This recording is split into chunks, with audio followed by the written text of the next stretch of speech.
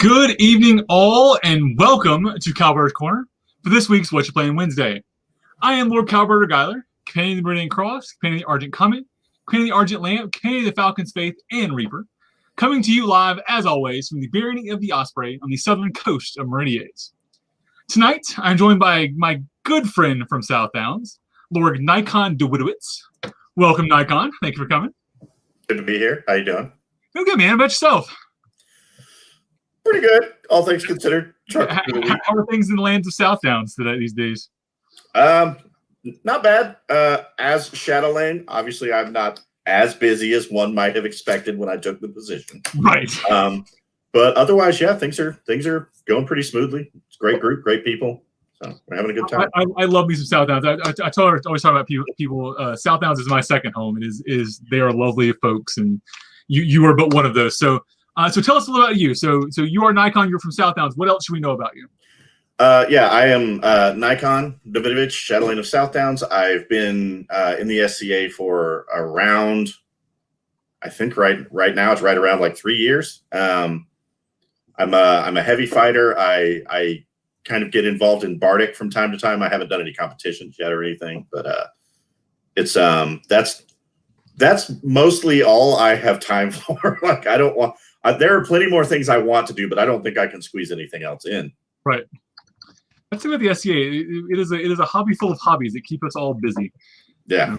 All right. Cool. So I want to thank you for coming on the show tonight. I know I've been missing you. So you and I used to hang out a lot. It was funny. Pre-pandemic, you and I hung out a lot playing Roll20, playing online. And then we communicated. We stopped. Like we got so busy with pandemic stuff that we haven't played online since. And it's just it was quirky. But yeah, so I've been missing you guys. So I appreciate you coming on. So yeah, man, it's good to see your face. All right, so let's get into tonight's game, and then we'll talk a little more. So tonight's game is 5 lines. This is a game that is, I think, easy to play, easy to make. And I picked it for Nikon because he told me that he wanted something that was mostly luck-based and sort of easy. And I was like, I got you. I can do this. Yeah.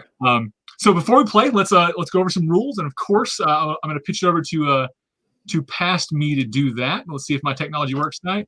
And it does. All right. Hey, Pascal, take it away. Hey, thanks, Future Cal. 5 lines, or pentagramme, is another line of chase games predating backgammon, dating back to ancient Greece. 5 lines doesn't actually have a name in the pre-1600 time period, but is described along with 2 other games by Pollux in his 2nd century publication, the Onomasticon. Now, an earlier reference to the game of a similar suit comes from Alcaeus in 600 BCE. Both of these texts refer to the sacred line, and to that being the key to victory. Now, actual excellent examples of boards that could be noted as similar to this game date back to roughly the 7th century BCE. Now, to play 5 lines, you need 5 lines. Each player also needs 5 tokens to represent their pieces on the board. You also need 1 6-sided die to determine movement. There is an 11-line variant that uses, instead of 1 sacred line, 4 sacred lines, and 2 6-sided dice for movement. In this case, a player can move 1 piece, the whole total, or 2 pieces, 1 per die. Each player starts with 1 of his pieces on each of the 5 lines on the opposite side of the board. Players then each roll a die, with the highest roll going first, or the last loser going first. The first player then rolls a die and moves 1 of his pieces that number of spaces counterclockwise around the board. Now, no more than 1 piece may occupy a space except for the sacred line. Play continues in passing back and forth until 1 player has moved all of their pieces to the sacred line on their own side. Now, that sounds simple, but a player must make a move if possible, even if that move would involve moving a piece off their own sacred line. If no move is available with the current number rolled, then that player skips their turn. Enough? If you have any questions, Future Cal will help you out. Back to you. There you go. Simple enough, right? Yeah, that looks pretty straightforward. Yeah. This game is. So I like this game, and I like games like this because they're easy to play, easy to learn, and they're easy to pick up. And that's really my goal for gaming in general, is finding games that are quick to pick up. All right, so let's dive in. I'm glad you rose to the challenge that I gave you in finding a game that would meet these qualifications. I strive to fit the games to my guests, and I started from there. So right. This is one I've had sort of in my docket because I have some games that I've already sort of pre-prepped.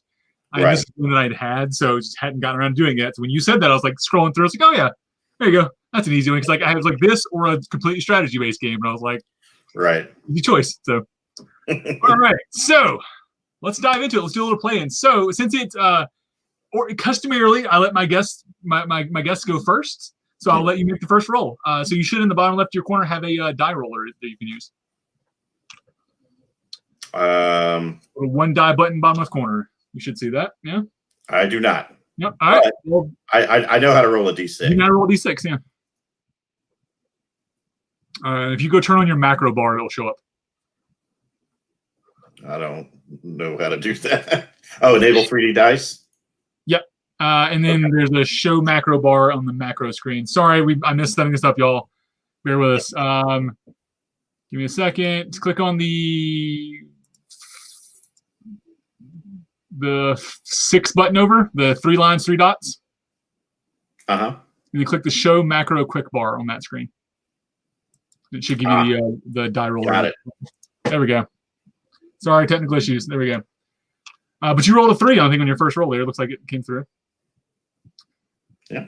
So, all right. So you can move. So you move any one of your pieces 3. Now, so because you are limited to only one piece per space, you have to move things onto the sacred line. I guess we should decide which pieces we're playing. Do you want to play the red or the green? Green is at the bottom, so I just kind of assumed I was green. So I think that probably would fit my paradigm best. All right, so you're moving green, and you're trying to get around to your green box, obviously. So you are going to be limited on this first movement to moving something to one of the 2 sacred lines.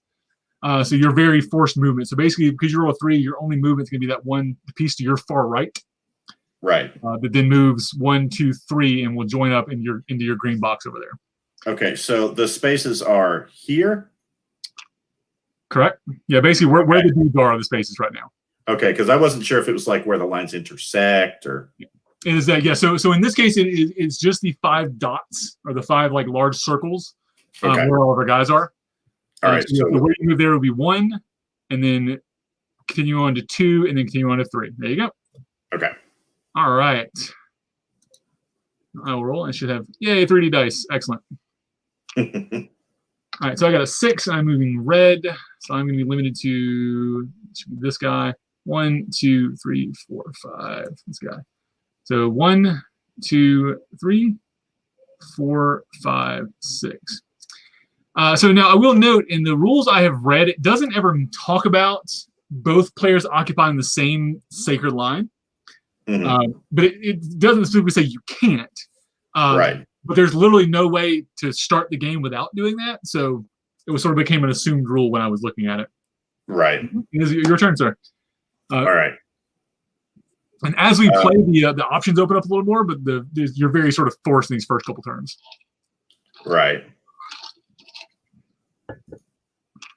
There we go. All right, you got a 2. Man, I'm good at these high numbers. Right.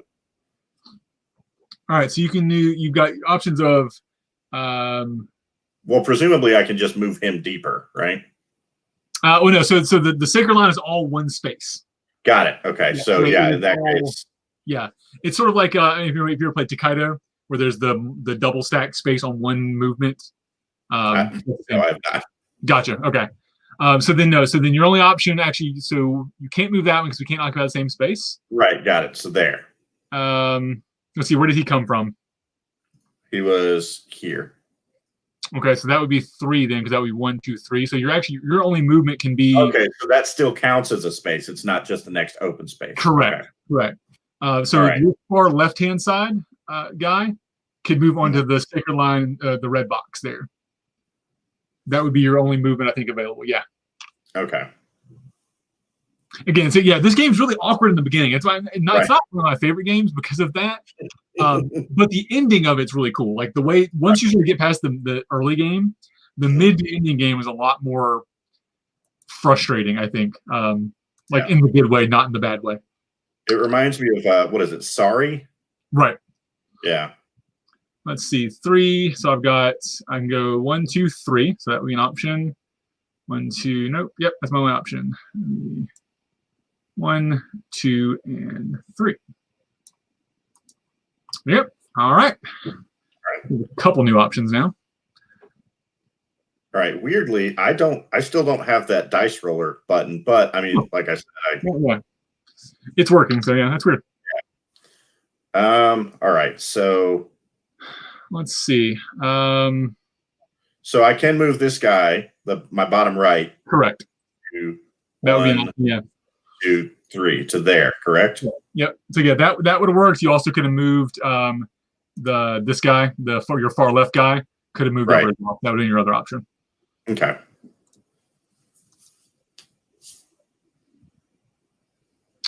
All right, we got a 2. We can move onto your sacred line or onto my sacred line. I think I'm going to move on my sacred line. Actually, I'll shift your guy down here. Just keep our guys together there. Mm. So also traditionally looking at boards of this, so this one actually shows 5 dots on the sacred line. Right. Some of them don't, some of them do. Okay. My thoughts on that, and this is again one of those suppositions because this game is sort of one of those, it gives you very vague rules and you sort of figure it out, is that those sacred lines are limited to 5 pieces at a time. Right. Right. Which, again, would also then give you another blocking spot potentially. Right. That makes sense. Which also means that you could, if you left one piece there, I literally could never win, and then vice versa. I would end up being stuck in a stalemate until you were forced to make a piece. I'd rather lose than have you win. Right. Oh. Welcome. So we've been joined by Baron Logan Pathwarden of Astonites Live is watching. Welcome, Your Excellency. My favorite Thursday night show. All right, let me see. Yeah, it's like I don't have a good enough grasp of like what strategy might come out later. So at this point, I'm kind of just moving things. Yeah. So so all 3 of your bottom guys would be any of those could move. Right. Yeah, and it looks like they're the only ones. So there you go. There we go. All right. Let's see what we got.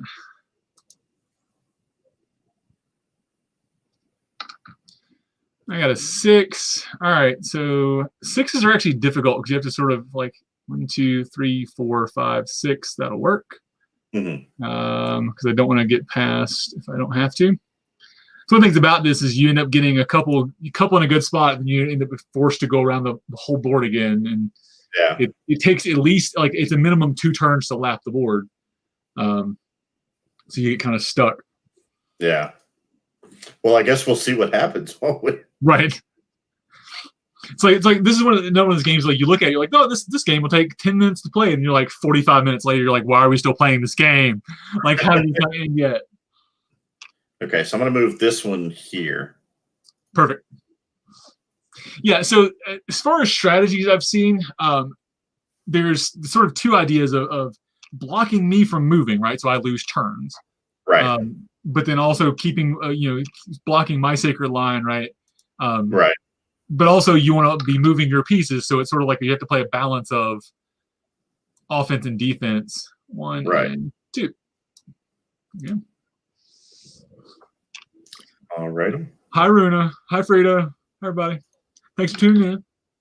Man, I cannot get higher than a 3. I would ask if you rolled a d6, but I can see you rolling a d6, so I know that's working at least. Okay. Yeah. Honestly, this low rolls actually aren't bad though, because then you can sort of slow move around. Yeah, you kind of have more granular control. Right. Speak of the devil. Like that. I only have 1 option actually, but I will do it. There we go. So I have 3 on my line, and you have 2 on yours. Lord have mercy. But at least you have options, so you're good. Right, yeah. All right, I got a 3. Ooh, that's a good roll. All right, we're going to go 1, 2, and 3. I have been super lucky in this game, Nikon. Yeah. This is working out well. Yeah. I'm glad I left that one there. Kisa says, I'm only seeing... Kisa, no, I'm seeing Facebook comments too. I'm seeing your comment. Thank you for... Yeah, I saw you say hey as well. Sorry, I didn't say hi. Hi, Kisa. There you go. Sorry. Yeah, remember, love, Kal. I know, right? I got distracted talking, and I got back and caught up later. That's all right. That happens. I'm very distracting. Right. It's true. It's the head, man. Right. The egg. I've unleashed the egg on you. I will admit, I appreciate you joining the Bald Head Club with us. It's a much better. It's a good look. Well, it's I can't say it's permanent. I don't know. We'll see how I feel. Honestly, it'll make your hats fit better when you get your little Polish hat back. It makes the hat fit better. My baseball cap fits better.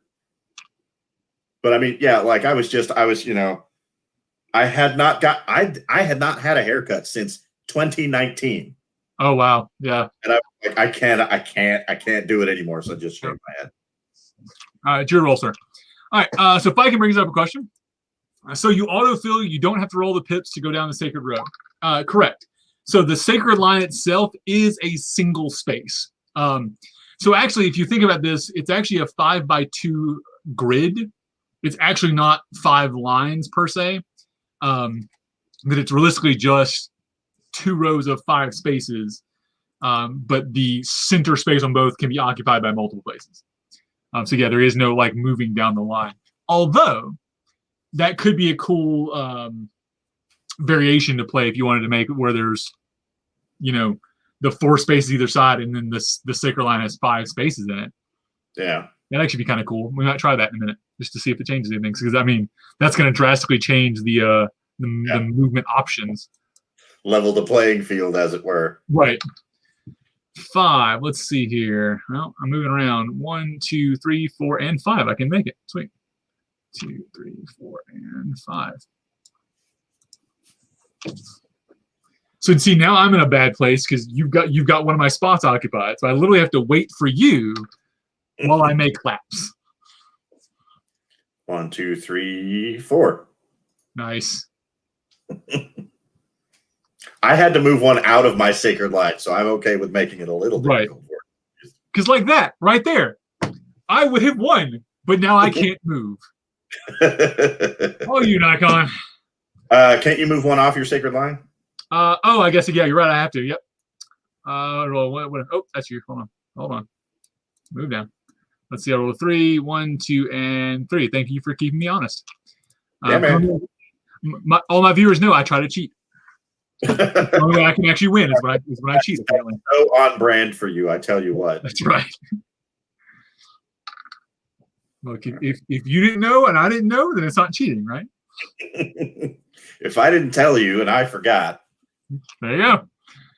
I think it's part of the mental game of playing these games, Right. That's why I do better when people are drinking. 3. I don't know. Man. 1, 2, and 3 again. So we'll just refill that guy. Yeah, I figured that's what you were going to do. Yes, Your Excellency, Logan. I think you can handle playing this game. I think this and dice you could handle.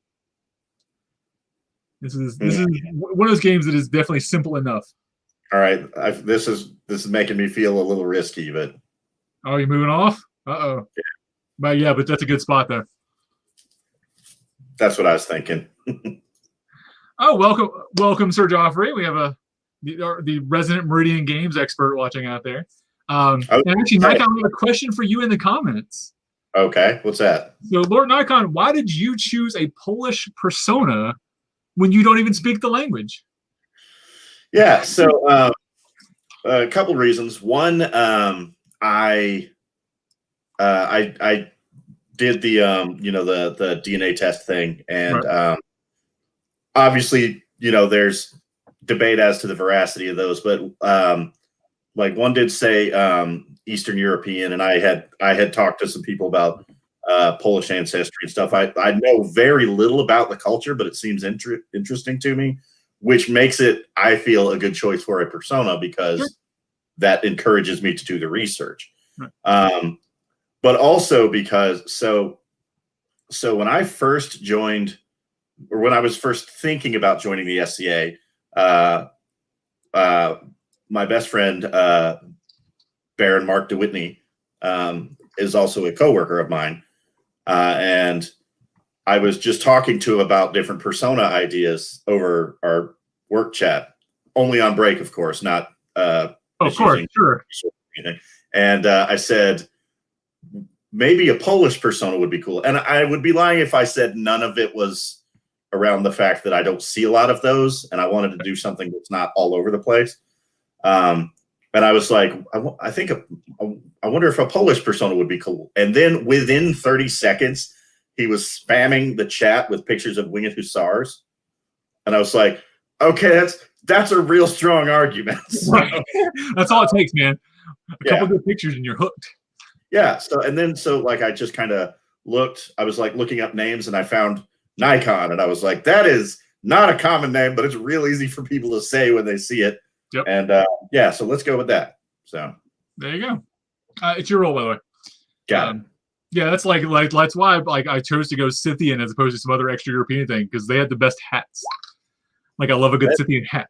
You know, a dash hat. I assume that's one of them. This is actually not. This is I'm still in my Norse garb. I don't have my Scythian stuff made yet, but oddly enough, the Scythian hat is very similar in style. It just it hooks forward and is more rigid. Like it stands up like that actually. So yeah, I can get by. Like you couldn't tell the difference if I was just doing this.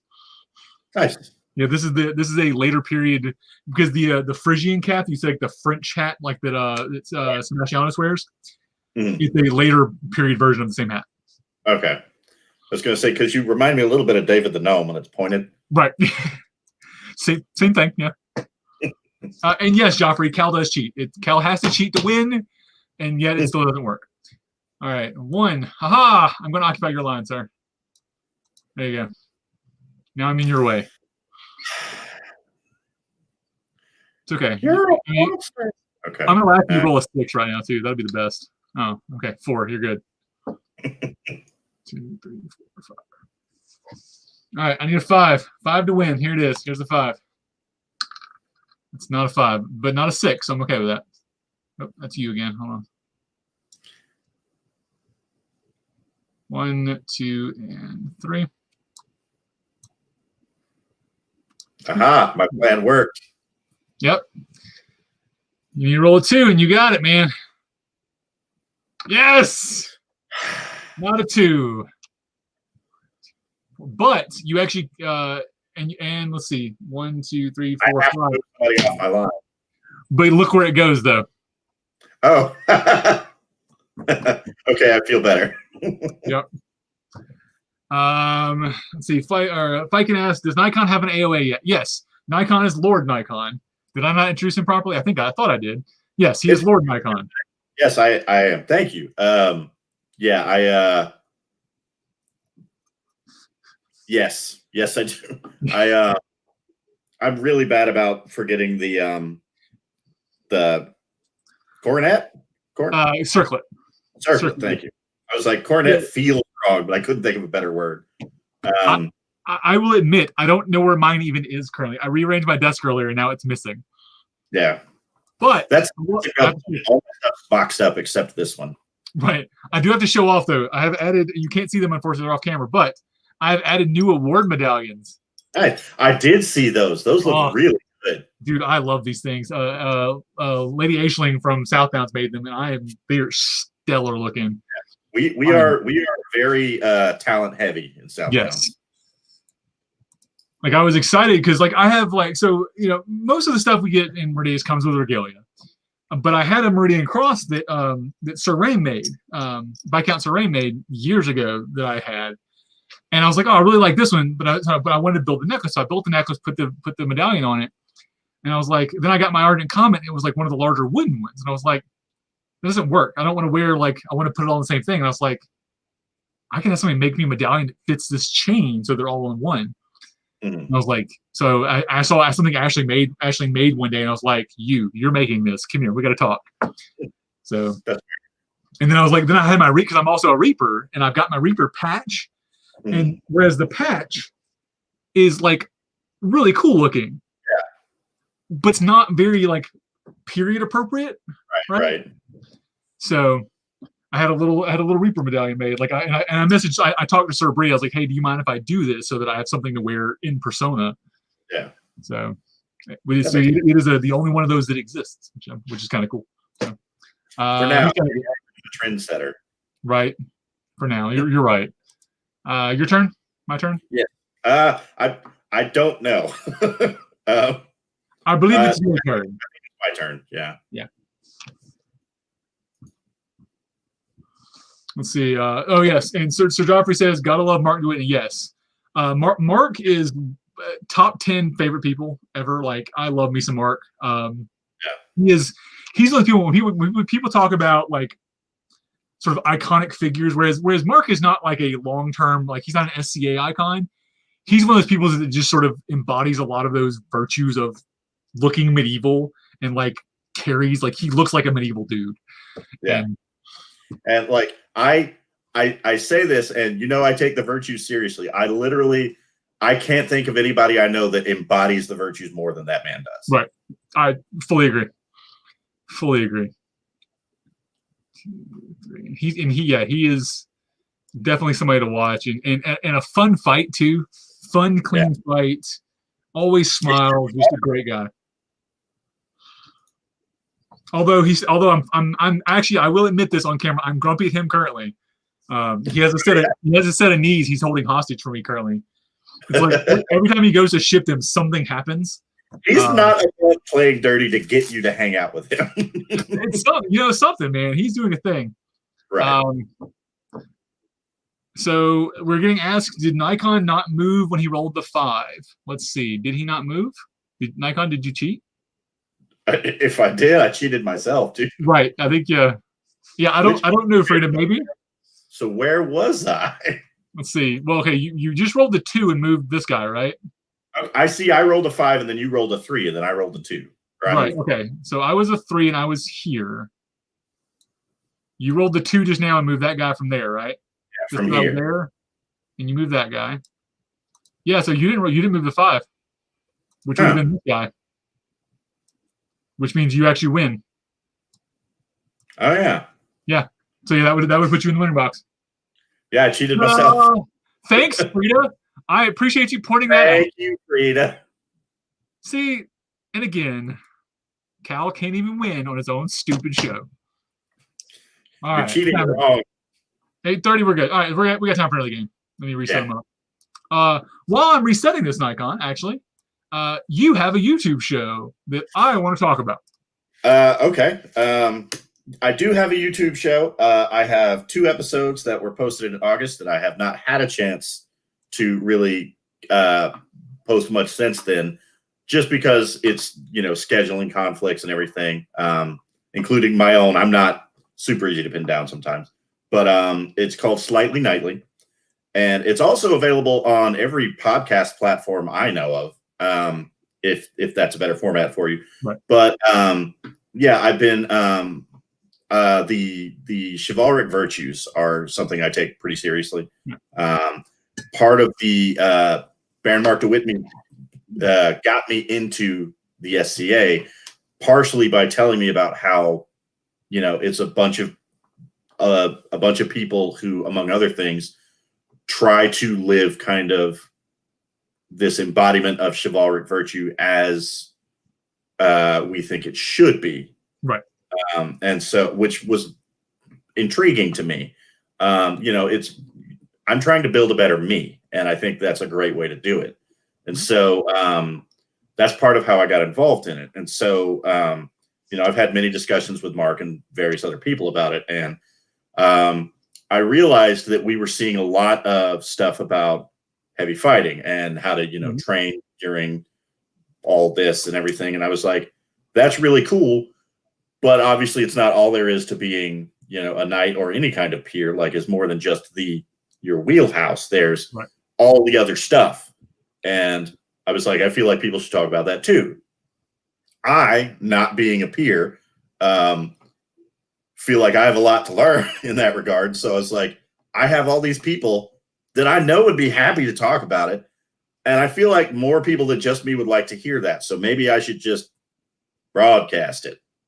And so I did that. And oddly, my first interview was with Count Bartholomew, and my second interview was with Sir Bartholomew Hightower. So I have a whole lot of Barts. We're calling it Bart Talk now. It's Bart Talk with Nikon. Right, which is my favorite character from Anastasia. But yeah, so like I have other people that I've been trying to schedule with, and in one thing or another, I have been able to get that going again. But I am confident that here soon I'll be getting that rolling again. Awesome, yeah. So I've watched the episodes. I think the content in there's great. First of all, two amazing characters, right? Both Bart Hightower and Count Bartholomew. Like those are two just like, again, icons of the SCA world. One of who is this current BOD member, so like you get some of that from him as well. Or both of them are okay. I'm sorry. So that's an interesting thing as well. So you get some of that feel of them. It's not just whereas local nights or even foreign nights are interesting. You get some of the BOD thing as well. Or at least from people who are sitting on there. So that's a really neat thing. But yeah, you're right. I think that's those virtues and sort of the what Duke Sean talks about is the franchise, not the prowess, not the fighting, not the thing you're supposed to be good at, whether it's arts or service or whatever.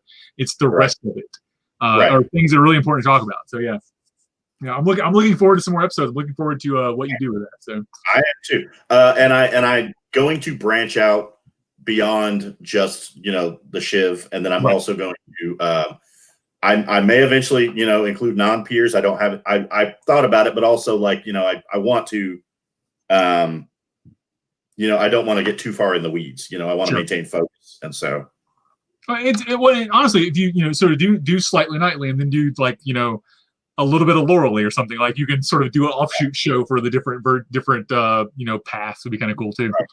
Right. All right. Since I was the last loser, I'm going to go first this time. Not going to help me any, but I'm going to try here. Let's see. I got 4. 1, 2, 3, and 4. There we go. Got one on the line. Well, of course, we're going to play again, Joffrey. I always try to run an hour. I can't just give you 30 minutes of content. All right. And might I recommend a future episode? Master Sir Joffrey down there in the comments would be a good interview. Absolutely. Another person that is the embodiment of those knightly virtues is that man right there. Yeah, I have not spent enough time, I think, talking to Sir Joffrey yet. Only once or twice, I think, at my first couple of events, maybe. So, yeah, we should rectify that. Just grab some dice. He can't say no. It was my first event was my friend Lee's bachelor party at Fool's War, and he won I think some 3D printed knuckle bones from Sir Joffrey as like the prize for a tournament. Right. Yep. That he honestly, and I tell you about this that Joffrey and the games culture and Meridians is the reason this show exists and the reason this channel actually started is because of I was like, I'm going to do games because it was starting up and I was going to start teaching these games so that people can play them more. That makes sense. I'm not really surprised by that. Right. Obviously, like my mundane board game obsessions as well, so it was an easy transition for me. But it's something that really gives you a medieval feel to an event. Yeah. And it's easy to the barrier to entry is very low, right? So it's hard to fight. Like fighting is really cool and looks really neat, right? But the barrier to entry of that is kind of high. Getting into the ANS fairs, that's not, you can't just do that tomorrow. Like but anybody can sit down and roll dice. And that's from kids on to the old folks. It's easy. If it's not something you've covered yet, I encourage you to see if you can get Count Bartholomew on to talk about Viking gambling. Well, I clearly have to now, yes. Because he taught me at an Atlantean event, and that was entertaining. So what kind of Viking gambling does he teach? So I don't want to get too into it. I want him to do this. Sure. But, okay. I will say that the vast majority of it is about you taking like a thing and being like, I'm going to gamble this glass, which is the last piece of treasure harvested from a shipwreck that we have tracked all the way to the ruins of Atlantis. You know, like Right. whatever it is, it's how you sell it, and that's Right. what goes in the pot. And you can be like, no, that's not worth. But like, people also like will be like, this is an armet that was given to me by my knight, you know, on the night that he squired me, and it's very, very important to me. Blah blah blah blah blah. Or you know, it's just how serious the people at the table want to take it. You know, Right. Is it my turn or yours? It is your turn. Sorry. Yep. Let's see. Runa popped a thing. I'll read this. One of her favorite SCA memories is Master Joffrey playing Jenga on a Friday night before Crown List in full garb against some kids, and I'm assuming His Majesty Timothy, just as hard as he could. I can see that. I think it's funny that you said some Tim, like just some Tim. Nobody's really. Well, I was trying to say some kids and Timothy, and I became some Tim, just some Tim. You know, could have been anybody. There's a whole lot of Tims running around, you know. Right. There's no way to extrapolate who that might have been from that statement. Right. All righty. All right.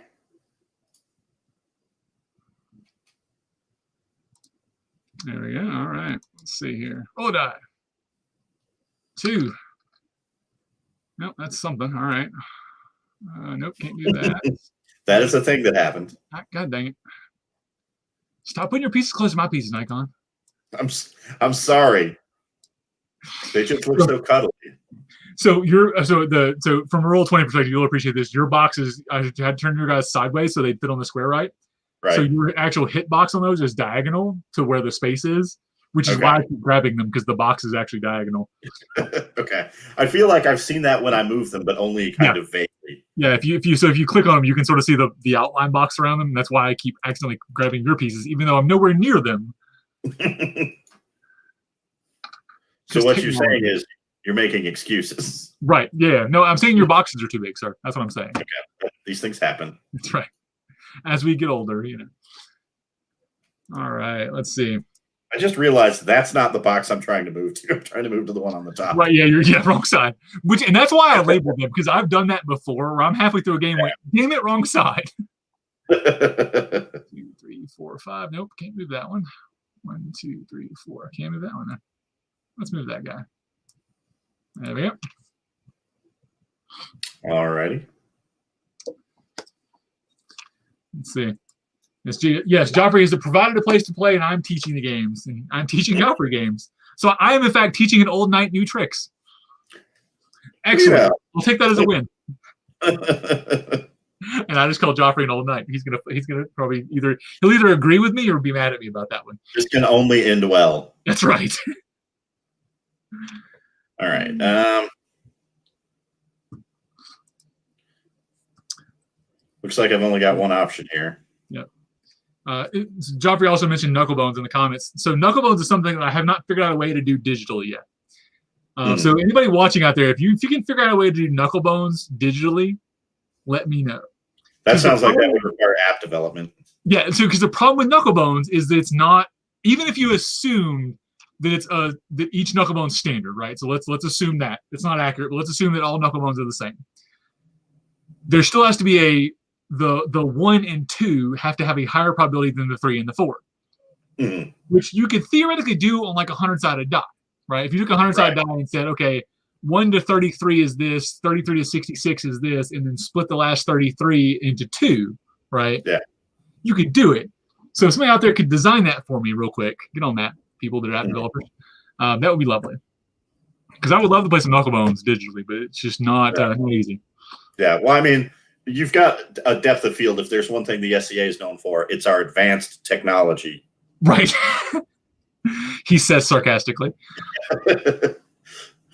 Jim Halpert looks at the camera. Right. So I'll tell this story now. So I had actually a job interview earlier since you made a Jim Halpert reference, and of course I have a green screen up, so I put up a Zoom background, but I put up Michael Scott's office background, which if you're not looking at it, you don't recognize it for what it is.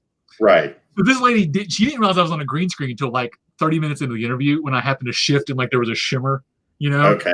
Yeah. Oh, cool. Oh, you got a green screen. That's neat. I was like, yeah, I was like background. I was like, do you recognize the background? She's like, it's from the office. She's like, holy crap. Like it was like her realization that was just hilarious to me. So my I don't know that I can show it in StreamYard because I don't have a green screen or whatever. Right. The background I use for our Zoom meeting or our Teams meetings at work is Last Week Tonight with John Oliver. Oh, like nice. It's got the spread right here. Everything. That's pretty fun. That's clever. I like that. Yeah. I just found it online. I'm somebody else has always done it first, and I just benefit from their hard work. That's called efficient, man. Right. So Runa says experience and cunning will beat out youth and enthusiasm every time. And you know what, Runa? I would agree with you, except I can outrun them. Just saying. Well, is she calling you the young enthusiastic one? Yeah, I'm the young and enthusiastic, whereas Dropper is the experienced and cunning. Okay. Because it's all relative. Right. In this case, I think I've got you by a couple of years, but only a couple. Probably. Which is weird for me. I'm used to being the baby in the room. Let's see. Oh, I thought you meant you were a couple of years younger than me. That's what I kind of assumed. How old are you? Okay, how old are you, Nikon? I just turned 39. Oh, you are older than me. I am still the baby in the room. Excellent. Yeah. I wear it well. I keep the skin tight. Salty, fatty foods. There you go. The blood of the innocent. Right. That's my blood. I'm the innocent one. I can't say that with a straight face. Okay. Let me see. Let's see. Fiken says he's found some promising results searching the key phrase is the Roman knucklebone game Tali. It's maybe a separate topic. Okay, yeah, I'll check that out, Fiken. Fiken is one of the most useful commenters because whenever I mention a thing, he's like, "Let me go Google that for you." Like he'll start throwing answers in the comments for me. So I like when he watches the show because I can ask questions and he'll find answers for me. Google Foo is a legitimate skill, right? Well, something ordinarily I would do if I was not actively on camera doing things. Right. Either one of the comments googling things. ADD is a legitimate hindrance. Truth. Let's see. I got a 6. I don't like it. 1, 2, 3, 4, 5, 6. I can do that. Put me on your sacred line and be in your way. I feel like we haven't been doing as well this game because we've just been talking. Like, right. I mean, how dare we do what board games are intended to do? Exactly. It's one of the things I've had to be sort of specific about who I pick for the show because it's.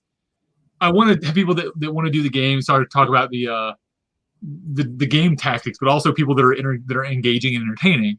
Right. And that balance is hard to find. Well, you're welcome. Yeah. Hey, look. Yeah. Let's see. Did you move? You good?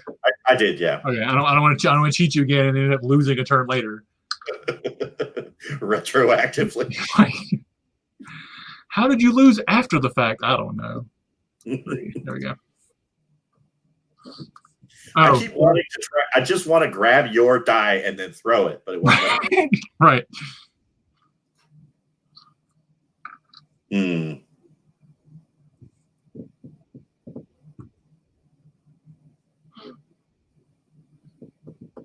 Let's see, 6.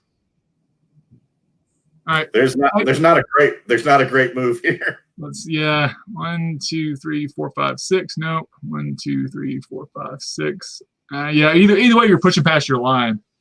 Yeah, I'm just gonna have to take one off the line. Yep. Which is a shame. Let's do that or open up my line with your 2 options. So. Right. Let's see. Which I'm not doing. Right. 1, 2, 3, 4. 1, 2, 3, 4. Can't move that. All right, so I've got to move this guy. Not that guy. This guy. 1, 2, 3, and 4. And if I can, I see that link. I will check that out after the show. I cannot click on it in StreamYard, unfortunately. I'll look that up afterwards. Oh, well, now he's on the line. There you go. I feel better. My, how the turntables. There we go. That was just a I was getting excited. You were like, stop that. No. Just gonna, no. All right. Man, there you go, doing it to me again. Right.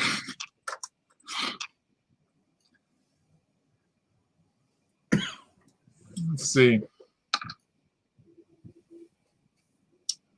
4, nope. 1, 2, 3, 4. That'll work. We'll do that. So you're talking about the so we're talking about the nightly virtues and sort of the what I call franchise and what Duke Sean calls franchise. So I'll plug the show that we've got going on. So if anybody didn't watch that last Sunday, we have a new show on Cowboys Corner called What Makes a Knight with Duke Sean from Artemisia. And basically the entire premise of that show is we're going to be focusing on all of the things about being a knight that are not fighting. And so far, just in the first episode, we covered what was in Kapora, which, because there's a definition for peerage in Kapora, right? And right. Like sort of a basic definition of what a knight should do and what the knight requirements are. We got into a lot of actually really good conversations just in that one episode, which you figured the Kapora episode would be a dry one, but we had a lot of good questions, a lot of good commentary. We had a couple people are like literally having an argument in the comments, which I think that's a successful show, right? When you get somebody trolling you and when you have an argument in your comments, that's when you know you're successful. Right. I haven't had a troll yet, but I've had an argument now. Well, I mean, you don't have to wish for every sign of success. Right. It's a building thing, right? So I've now had my argument. Now I've got to have a troll next, Okay. I mean, all right, fine. Since you asked so nicely. You're going to come troll my next show for me? It's just think of it as giving from one content creator to another. There you go. That was one of the things when I was watching Between Two Peers. That was when they knew they had hit the big time when they actually had a legit robot troll in their comments, just posting just garbage. They felt like they had achieved something. Granted, they have regularly have 100 viewers, so their reach is a little higher. Like, I'm somebody. Yeah. Which and which they're actually on tonight. They've got another episode. They're doing a bonus episode tonight. Oh, cool. Which if you haven't watched that show, anybody out there haven't watched Between Two Peers, look that up. Between Two Peers is an amazing show, and of course, since he's watching, Ask the Knights live every Thursday. Another good show talking about those nightly virtues and different things about fighting and just interviewing the knights of the known world. So definitely for those fighters out there that are itching to talk stick and hear people talking stick, it's a good show to watch. Yeah, there's so much stuff going, like the Atlantia virtual fighter practice or whatever, and then like the I think it's Atlantia, and then or I think it at least started that way, and then the like the SCA coaches corner, and which is also Duke Sean from Artemisia, same guy. Yeah, there's so much stuff going on. There's like a murder of Dukes, and like there's so much. The Sisters interview, the Branch of Laurels. What's the other one? Live from Kaid. I know Graf Ulrich and Sir Eric Martel from the Night of Kittens here in Meridian. They started their the Hound and Stag show where they review past crown lists. Yeah, that was kind of, I watched that the other day. That was kind of cool, getting to watch the people that are fighting in it, like reviewing the fights, and like showing, oh look, that's where he got me in the belt. I'm like, oh look, that shot was actually low. I shouldn't have called that. And, is that on YouTube? They do it on Facebook, actually, on Facebook Live, and it's in a group. They have a group they set up to do it on. You'll have to send me an invite. I'll do that. Well, I'll wait because I think they're going to be relaunching it. Okay, that makes sense. But yeah, they started it as a sort of a community thing. They're just going to get people together to talk stick, and it's sort of growing from there. Sorry, my cat's being clingy. You're good. Yeah, I'm glad mine is laying in her bed and not bothering me currently. Well, normally I shut the door like during work, and then after work I leave the room. So Right. normally they're not in here. So she's kind of just excited, I think. It's your turn, sir.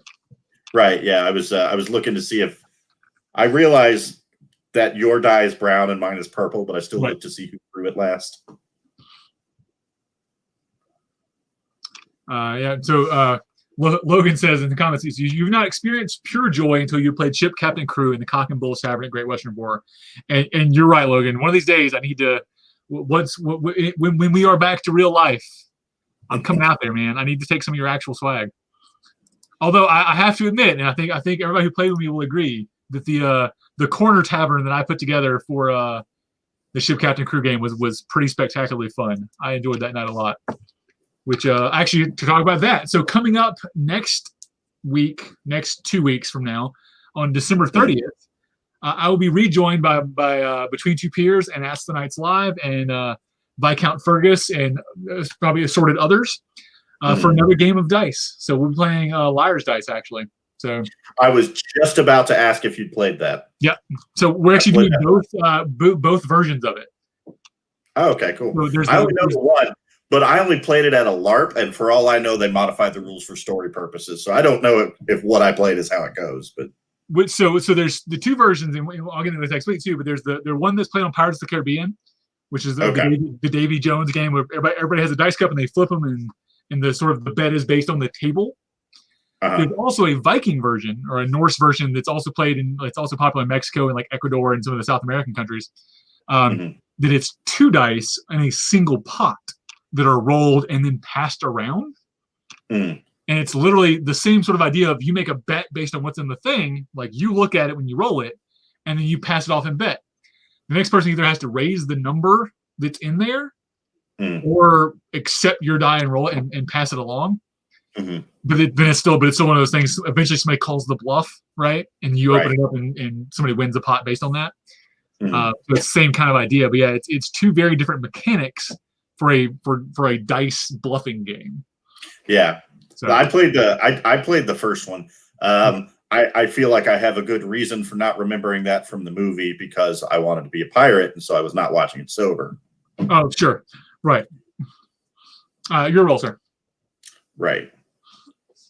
But yeah, so the way they played in the thing, and I've seen references to Liar's Dice in period. I'm not going to say I have found excellent examples of it, but I think it is enough of a period-esque game, that it's passable. Right. It could be if you can't disprove it, so we're going to say it's okay. That is the truth. Let's see. 1, 2, 3, 4. Well, some of those dice games, because they were sort of commonplace in a lot of those. Like if you ever play dice or play cards with anybody, you know how much rules get made up as you're playing, right? Right. So like Ship Captain Crew, I had never seen Ship Captain Crew before until I ran into my Westie friends, and even they play it 2 different ways. So there's always a disagreement about what the rules are, and I found different versions of rules for that game as well. So we assume we're doing that now. We know people in period were doing that as well, making up games and modifying games, and house rules were a thing. I'm sure. Right. Be kind of silly to think that in period people were like, no, we can't change the rules. Right. We're not doing that. Let's see. 1, 2. No, can't do that. We're gonna do this. 1, 2, 3, and 4. So Jeffrey says, due to tech issues, you missed the recap. Oh, sure. Joffrey, there is an instruction sheet. I'll link that out on the channel later this afternoon. I've got a whole Google Drive. I'll just share the whole Google Drive. But the short version that past Kal gave was that this was didn't actually have a name in period, but it later became known as pentagramme or 5 lines. They found boards that dated back to 7th century BCE that are similar to the structure we see in this one.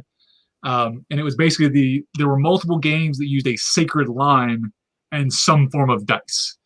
So that's literally all the history we have. There's 2 references that are Alcaeus in the 700, 600 BCE, and the guy's name is it's like Palcanius in the Onomasticon.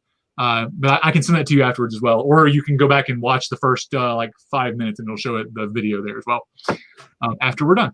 So, But yeah, this game doesn't have a whole lot of historical like reference but I think it's because it's so simple, right? You don't have to really write these rules down to remember them. 5. I don't like a 5. 1, 2, 3, 4, 5. I really I don't like think you can move any. 2, 3, 4, 5. Let's see. Yeah, I can from my sacred line. Right. 1, 2, 3, 4, 8, and 5. This game is not going well for us, man. we may just call this one a draw and leave. I was like, we're done. I mean, if it happens, it happens. Right.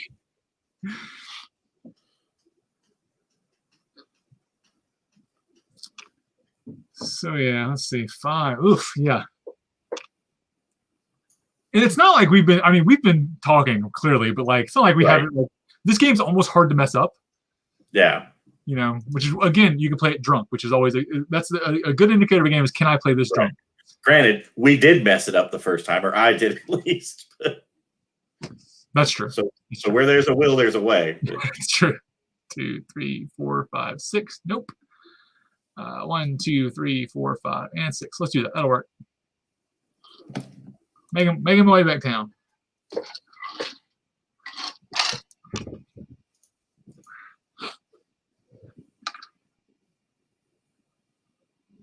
Let's see, what else can we talk about? So you mentioned you were shadowing. You're talking about being a little less busy than you planned to be, right? Right. Yeah. So Keese is the same way. Keese, my girlfriend, is also she became the shadowing for Osprey post pandemic. So I think you became shadowing just pre pandemic, didn't you? Yeah, at Winter A&S. Right. So yeah, in like January. Yeah, it's definitely. It's like I feel like we could do stuff with shadowing, but it's like it's a lot. The barrier to entry is a lot higher. You sort of have to like you're producing content like this, or like you're sort of showing up to meetings and just saying hey to folks, but like, getting new folks to those meetings in the first place is difficult. Yeah, we had some new people drop in, and I've had a couple people message me, and I'll be like, yes, this is I'll add them to the Barony group, and like this is when we do our meetings and stuff like this. And I've had a couple, like several people have donated garb, right? So it's not dead. It's just not. I think what it would normally be. Right. I think now, and this is sort of in general, and now is a good time for everybody that are doing these offices that are not as busy to sort of step back and look at what their plans are going to be, and like write out handbooks or write out plans and sort of come up with like the things you wouldn't nearly have time to do, right? Because you're so busy doing your job. It's your role, by the way. I was going to say, did you move? I did. Okay. I think I did. I don't know. Frito will catch it if I didn't. She's my official rules watcher. I like it.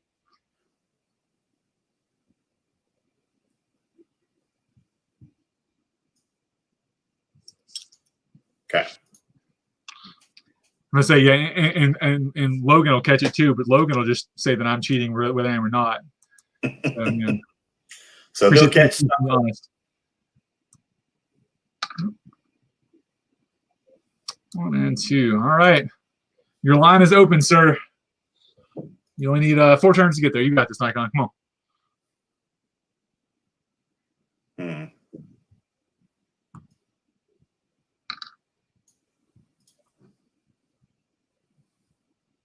Oof.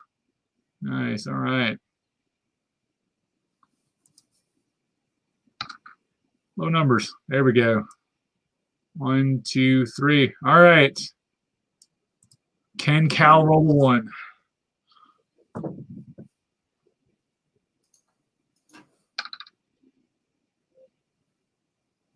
Ooh, man. Too much. Just a bit outside. Yeah. Wait. I move your front one. Yeah. The top guy, yeah. Roll the dice. That's a 6. Let's see. Can I move 6? 1, 2, 3. I can. On your line. All right. We're going to give one more roll and we're going to call it a night. I don't want to take up too much of between 2 periods of time. We're already a minute over, so. Let's see. I mean, you might roll a 5? You 5, yeah. There it is. Yeah. Excellent. 3, 4, 5. I have one game. That's a 50-50 split. I'm good with that. I'll take it. Yeah, I will take it for the night, man. All right. Nikon, this has been a blast, man. Thank you for coming on tonight. Yeah, man. Sure thing. It was a lot of fun. So, all right. So, a couple things I've got coming up.